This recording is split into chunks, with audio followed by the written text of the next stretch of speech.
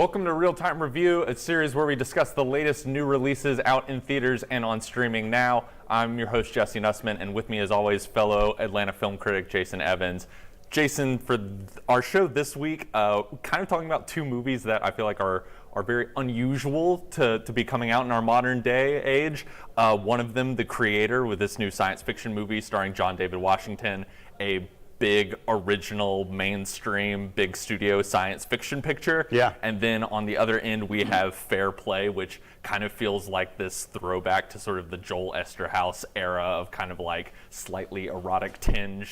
Wait. Did you say slightly? You know, it we is like to more keep it than PG on the show. It is more than slightly erotic. But you know, like these sort of battle of the sexes dramas that, you know, were very popular in sort of the 80s and 90s. Let's first talk about The Creator, which I would kind of describe as sort of like a mashup between like James Cameron science fiction like Terminator and Aliens with kind of like 80s Vietnam era movies like, I mean, Apocalypse Now is 79. Yeah, but like I had huge Apocalypse Now visions and moments as I was watching this film, largely because the fighting, the battle stuff is really set in Southeast Asian jungles for the most part. It's impossible not to see that and think of Apocalypse Now. Right. It really feels like this movie that Gareth Edwards, who wrote and co-wrote the movie with Chris Weitz and directed the film, really feels like a movie that like has been stewing in his head for generations, or for decades and decades. As just someone who like probably watched T2 and watched Platoon like on loop over and over again in his bedroom. I can see that. And I have to say, I had a really good time with this. I hint some apprehension in you in how you feel about it. But I had a pretty good time, and I really admire something that's just willing to kind of, I don't know whether this is a negative thing about the state of the blockbuster that we're in now, or that this movie is just that much further ahead than most of the stuff that we see now. But I admire something that has this much sort of care and world building to it. Essentially kind of the basic summary of the movie we could give is it is set in sort of this alternate version of US history where we have had artificial intelligence and robots as part of our day-to-day life since probably the 1950s. And eventually that goes awry, as it does in all of these sort of science fiction movies, and the United States sort of launches this sort of like global military campaign to sort of like officially end artificial intelligence, and that includes invading kind of Southeastern Asian countries, much as I think they call it New Asia. Right, very similar to kind of like, you know, anyone who knows U.S. history, kind of what the United States was doing to kind of like squash communism back in kind of the 1960s. And so it's Gareth Edwards kind of taking kind of the politics of sort of a Vietnam era movie and kind of applying that to these science fiction tropes and these ideas about, you know, artificial intelligence. And at its center, it is kind of one of those like, what if robots had feelings movies, but you know, which I'm always a little bit tired of. But I don't know, there was just something about the ambition and the scale of this one that I really got captivated by. And I think even despite some of its narrative problems, it is among, I think, the more enjoyable blockbusters I think I've seen this year. I don't know if I go quite that far. I did, look, you mentioned the world building. It is a gorgeous film. We, as critics, got very lucky to see it in IMAX, and I think if you're someone who's interested in this film, seeing it in that kind of format probably is a really good thing, because it is it's wonderfully shot. There is a lot of stuff that happens at night that like jumps off the screen at you. And Edwards is someone who I think, even going back to his earliest film, Monsters, that I remember seeing back in like and he did Godzilla and Rogue One. He's got this real knack for kind of incorporating visual effects into kind of everyday environments and having it feel very tactile and real. And I think, you know, we can talk about maybe some of our quibbles with kind of the scripting of the film and stuff like that, but I think just as a feat of production and action filmmaking, it's pretty impeccable what he's able to do on screen. No question about it. From a technical standpoint, I've got no complaints about Gareth Edwards as a director. From a story standpoint, what bothered me about this film is I feel like he had some really interesting thoughts and ideas, things potentially to say about AI. Look, there are a few topics out there that are as front of mind, hitting the front pages and the such, as AI is nowadays. We just a couple days ago wrapped up the Writers Guild strike, and one of the most thorny issues in the strike that the writers had was AI. Was the use of AI. Anyone in any creative media is thinking about AI, and so which this is kind of an odd AI movie to be coming out in that time. Yeah, I don't know if he's necessarily aware of that, but a movie, there's even kind of, not to get into too much of spoilers, but there's an aspect of the movie that's like lend your likeness to the AI robots and stuff like that. You know. Well, but so that's my point. Yeah. I was going to say there are a ton of interesting things he sort of begins to set up with the AI. At one point, we see the AI sleeping. Why would they need to sleep? We see at least the beginnings of religion from the AI. They absolutely have a god that they worship, and there are all kinds of things about the way the AI interact with the humans. You mentioned the sharing of faces and things like that. And let's be clear. Unlike most science fiction movies, the AI is essentially the good guy in this film, and the humans, at least some of the humans, are the bad guys, which I think is, it's not what you usually expect. Certainly not what you get from Terminator and the such like that. All that said, he has all these things that he puts in the film just for like a little tiny bit, and we don't get to explore any of them. My problem with the movie is I barely got a chance to connect to any of the characters. I barely got a chance to think about some of the issues he was raising because he's so busy propelling us through another aspect of the story, usually another action sequence, another chase sequence. There's just, that stuff just comes one after another. You know how I would have loved this film if it had been an 8 or 10 episode Netflix series, and he could have kind of built on some of these things. The main relationship in the film between John David Washington and a child, to me, like, comes together so quickly. I'm not sure whether I bought it, and I feel like Gareth Edwards had a lot to say and ended up not saying any of it because he was so busy making a AI futuristic version of Apocalypse Now. And I think that's just a real pity because there was something more there. And then the last thing is, you said quibble. The ending's ridiculous. The ending doesn't make any sense at all. And as a result, I'm left incredibly unsatisfied by where it all ended up. I kind of enjoyed the journey, at least to about the half or 2/3 point, way more than the whole film, because the ending is just like I literally, the credits rolled, and I heard people around me go, okay. Like it is my kind of like one big complaint, kind of leaving it, was sort of like that last final act kind of feels like, oh shoot, we got about like an hour's worth of story to get through and we got to do it in like 20 minutes. Yeah. But even then, I think getting back to some of the... An hour's worth of story, and that's abandoning 3 or 4 concepts they didn't even get into. Right. And I think going back to sort of what you said about some of the intellectual concepts in the movie and maybe some of the lack with the character, I think there's something that I kind of didn't mind about how much he's sort of leaning into tropes and sort of story beats that we've seen done in dozens of other movies. And to me, I think I kind of walked out of it less as sort of like, I kind of don't think Gareth Edwards has really anything to say about AI. I think that may be. I think this. But then he shouldn't have made the movie the way he made it. If that was his. If that. To me, it feels like, as I kind of hinted earlier, a movie that is sort of like me pulling all these sort of references from these different things that probably he grew up watching, being like, I want to do a war movie. I like science fiction stuff, and kind of meshing them all in Quentin Tarantino style into kind of like one dream project. It's interesting, I also thought a lot about, you mentioned Rogue One, which he did, and we probably don't have any time to get into the whole sort of hypotheticals about like what happened with that movie, but you say he did. There's a big debate as to how much of Rogue One he did. But the idea of like that his initial pitch for Rogue One was like, I'm gonna do kind of like a real sort of hard, edgy Star Wars war movie, and this kind of feels like maybe this is like what he wanted to do with that movie that maybe Lucasfilm didn't fully let him do. There's even kind of this giant floating drone throughout the movie that feels very like Death Star-esque, and then it just sort of like it's terrifying in the way it just sort of hovers over these cities and then is able to just sort of like wipe entire compounds of people out. As I said, I think it has its sort of narrative flaws. I think it kind of falls away a bit at the end, but I had a really good time at just sort of like, I enjoy a sort of no-nonsense genre movie that is just sort of like executed really, really well, and I think it's maybe not a movie that is sort of like striving for this sort of like classical depth, but I think as a piece of popcorn entertainment, I was glued to the screen throughout. Yeah, and my bottom line on it would be, we don't get much original IP, sci-fi kind of stuff. We tend to get the comic book, the superhero, the stuff that everyone I think is getting to be sick of, already sick of. So in that regard, I admire this. I'm glad it exists.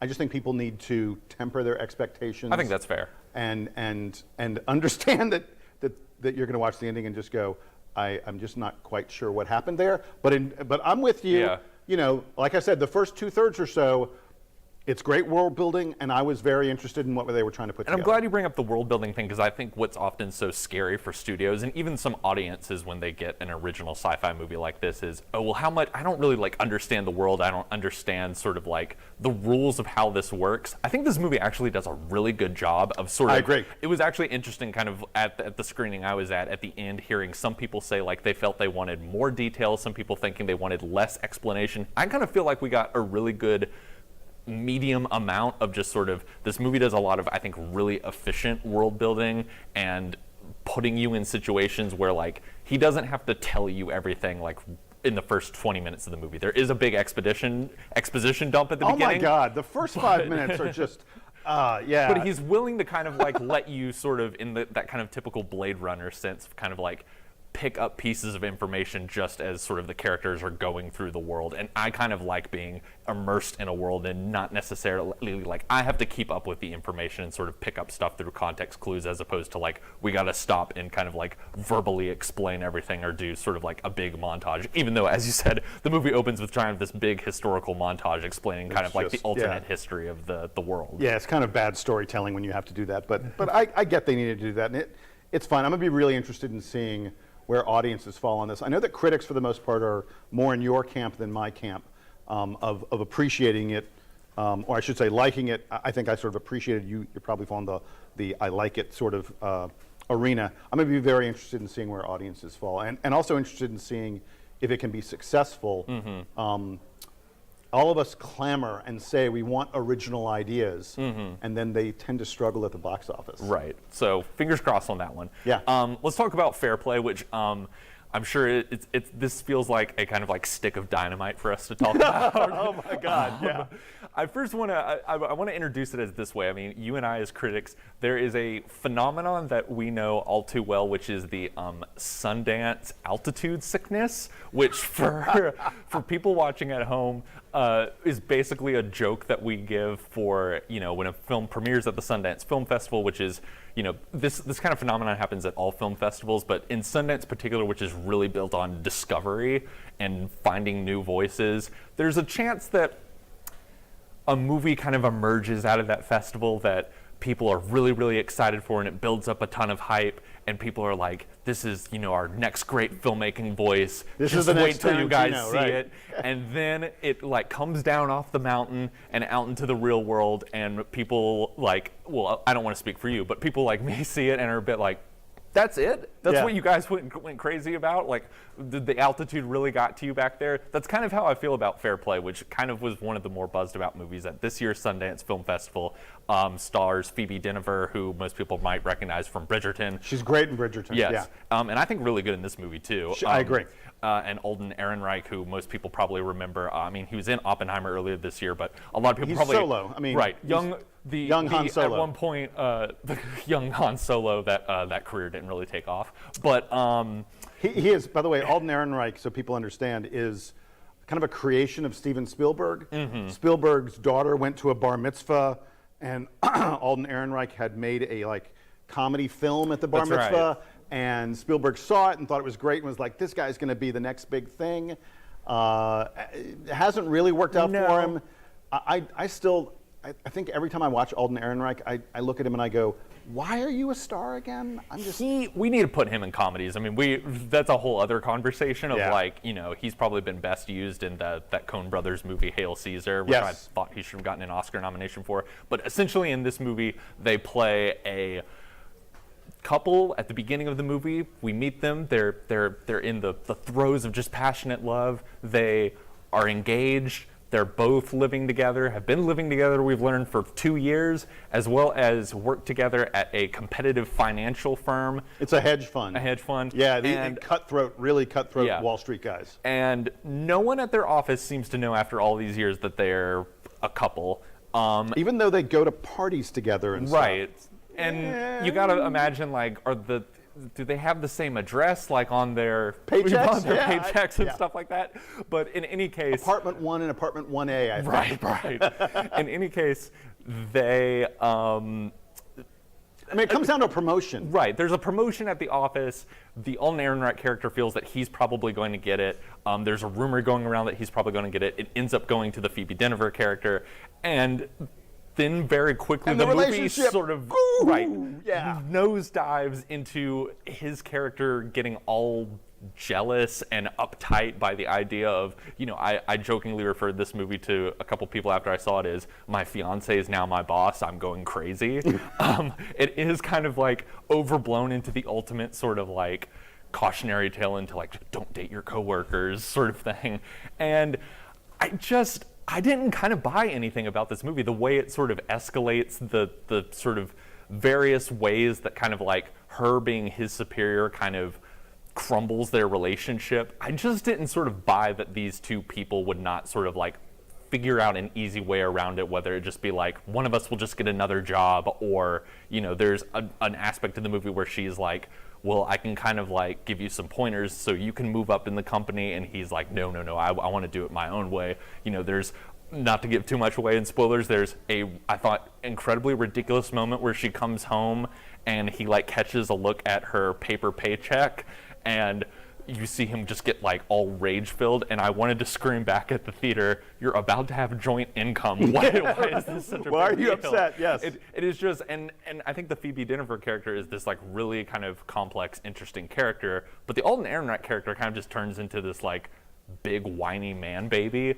and I just sort of, for all the people out there calling this sort of provocative look at sort of like the relationships between men and women in the workplace and sort of gender dynamics, like I kind of think that's all nonsense, and this movie is just sort of like, it feels so artificially engineered to kind of keep the stakes like increasingly high, when at every moment I sort of kept thinking, I don't believe that these people would like keep with this situation. I believe they would sort of be smart enough to kind of figure out just another way around this. Yeah, so my take on it, I think sort of like you liked the creator more than I did. I think I liked Fair Play more than you did. Okay. And I should pause and say, again, I liked the first 2/3 of it. By the end, are you familiar with a film called War of the Roses with Michael Douglas and Kathleen Turner? Yeah. It was a film, probably 20 plus years ago, about a couple getting a divorce, and they ended up destroying their house, destroying everything, and I hated it because I was like, well, it's not realistic the way they responded to this. And I think the final third of this movie goes right into War of the Roses territory, where the two of them become so destructive, self-destructive and destructive toward each other, that you're just like, what is going on here? Because I thought the first 2/3, I actually really bought it. I could see and understand a lot of what was going on with these characters, and you see them start in love, and then you see that get torn apart, and it felt fairly honest to me until the ending, which again that final third, that they stopped making sense. They stopped doing things that those characters really should be doing, especially Phoebe Dynevor's character, who's pretty calm and composed, and then to say she jumps off the cliff, like, wow. It's a film, I think, that had some interesting things to say. It's very well directed too, and I think like both actors are quite good in it. I think that just the script is just like utterly ludicrous, and not even ludicrous in this kind of like, I mentioned that sort of Joel Esterhaus era of kind of erotic thrillers, or like Basic Instinct, Fatal Attraction. Even the thing that those movies have that I feel like this doesn't have is those movies, the sort of like desires of those people feel kind of, they're so overwhelmed by those that kind of gets them into trouble. It's the sort of attractions to each other. Whereas here, I could feel sort of like the screenwriting logic of like, well, we need to have this level of stakes, so we need to put them in this particular situation. Again, I'm kind of being a little bit vague, but like a good example being, there's this whole reoccurring bit where like the Phoebe Dynevor character has not told her mother about their engagement, and her mother is like planning this like massive engagement party and stuff. It's that feels outrageous. like the most like Yeah. You're right. It's a whole subplot involving the parents where I have children. Any relationship, child, parent, one of them would have said, Phoebe would have said, Mom, stop. Yes. And that entire subplot would have gone away. Instead, they keep on building it up. It keeps on being. Or you would have thought if they needed to keep this such a big secret that they would have planned this out ahead of time instead before they got engaged. Yeah, and that is where, as I mentioned, the final third. That is my point in the final third, where things just kind of go so bizarrely haywire that it doesn't make any sense. And again, I think it's a pity because I found myself drawn into the story. I found myself really engaged by the characters, even when I thought they were acting a little bit ridiculous. Alden Ehrenreich's jealousy at her promotion is so pronounced, it doesn't fit with the character he was prior to that. Yeah, it's a real kind of like mess of a movie that like the creator. It is a kind of movie that I wish we got more of, these sort of like adult mid-budget, R-rated dramas. But this is, I think, sadly, like a pretty like sloppily put together version of one. Yeah, I do want to reiterate, I think Phoebe Denver is great in this. Yeah. I loved her in the first season of Bridgerton, and she's again playing a empowered female character, and I'm hoping we're going to get to see more and more of her. If I don't see much more of Alden Ehrenreich, I don't mind that, but I hope we see more of her. Well, Jason, thanks as always for stopping by. Hopefully next time we'll have maybe some better stuff to talk about. There's good stuff coming around the corner. We got a Scorsese movie, a Fincher movie. There's good stuff coming in October. The big name directors that have stuff coming out over the next month and a half or so, it's very exciting. Yeah.